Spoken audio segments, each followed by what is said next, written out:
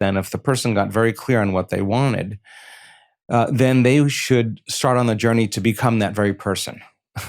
They should really work on being that very person that they want. So there would have to be some change that they would have to make in order to be worthy enough to create a person that they would attract in their life. And we cannot attract anything in our life that we feel separate from.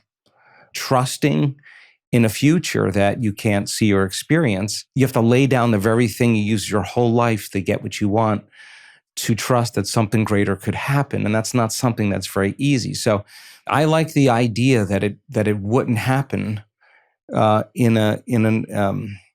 a date that was from an app. It could happen in a bank. It could happen at a seminar. It could happen in the grocery store, in a way that you least expect, right? And I think that when we get to a point where we're so happy with ourselves, we're no longer looking because we feel like we already have it. I think that's the state where people attract an equal. Become the person you want to attract. When we focus on our own growth, the right relationships naturally follow. Number 6, what about manifesting love? How do we stop chasing and start aligning? Joe shares why joy and presence are the key to attracting the right partner. We're conditioned in a way to okay, I need something out there. I need the experience, the proof. I need the event to occur. And the end product of that event or experience is called an emotion. The emotion takes away the lack or separation from not having it. So we're waiting for the event to occur to take away the feeling of separation or lack. And actually, that's not the healthiest way to create. And actually, we should feel the emotion of the experience before it happens. So that if you're feeling the emotion of that future before it happens, truly feeling it, you wouldn't be looking for it. You would only be looking for it when you felt separate from it, right? So can you maintain that state? Because the only way you're going to believe in that future is you have to feel the emotion associated with it. So good. The moment you feel the lack and the separation, you're going to believe in the past.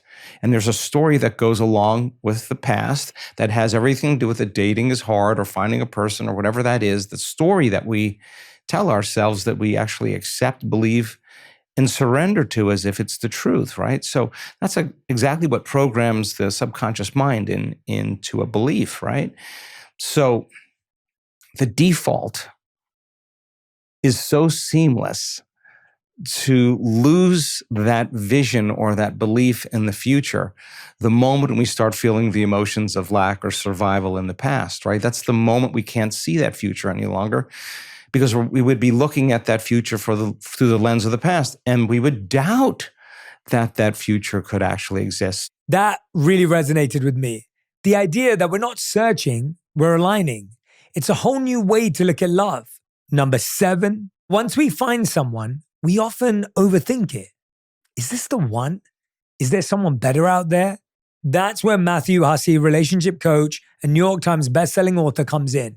He's been coaching people for years on how to make love work without the mind games. Sometimes we're wanting something else because there's, the person that's in front of us isn't compelling enough. There really is something lacking in that relationship. But I do think we have to ask ourselves, what are the things that I really must have for an amazing relationship? I'm not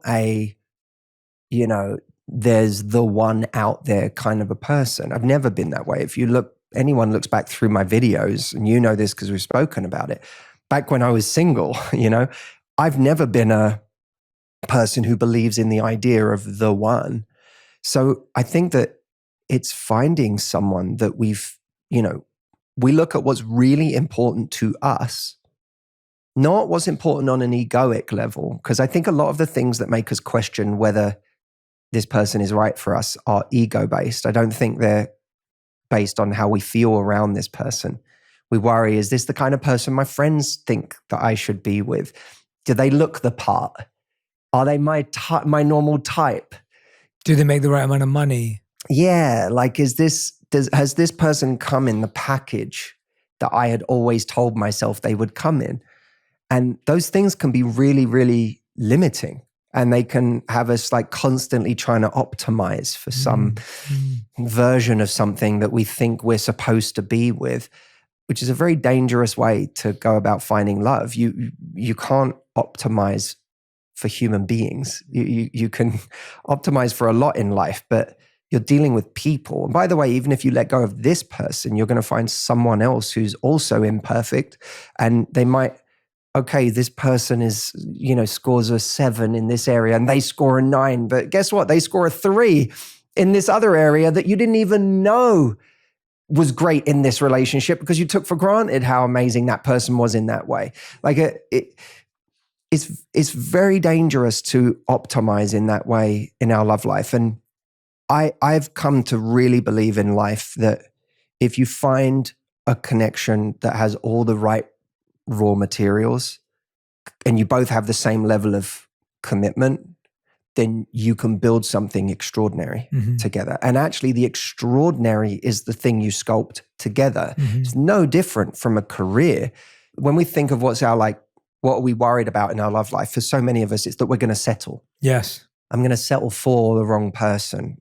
Well, I think we can actually start to reclaim the language of settling and make it into a very positive thing. That what if it wasn't settling for? What if you decided to settle on? Because when you settle on someone, there's a power to that. It's like you resolve to say, I'm going to settle on this. I have to argue that the benefit I have gotten from the pain that I didn't choose has been no less valuable than the benefit I've gotten from the pain I did choose. In fact, actually, I think the most valuable pain I've ever had is the pain I didn't choose. And when you realize that, you can kind of almost, I think, look at some of the worst moments of your life as like a menu of pain.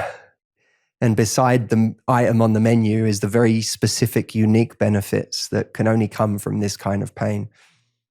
And you can kind of imagine yourself choosing, like retroactively choosing that pain, which is a very valuable thing to do, because I was told by a psychologist about an experiment on rats where one rat was on a wheel and was just given, like the free rein to just run whenever it wanted to run. There was another rat, this was rat A. Rat B was connected to that wheel. He was on another wheel that was connected to rat A's wheel. And anytime rat A chose to run, rat B had to run, right? So both doing the same amount of exercising. But at the end of the experiment, rat A shows all the positive markers of exercise and rat B shows all the negative markers of stress. Oh, wow. Same amount of exercise. What's the difference? Well, rat A chose to run, rat B didn't.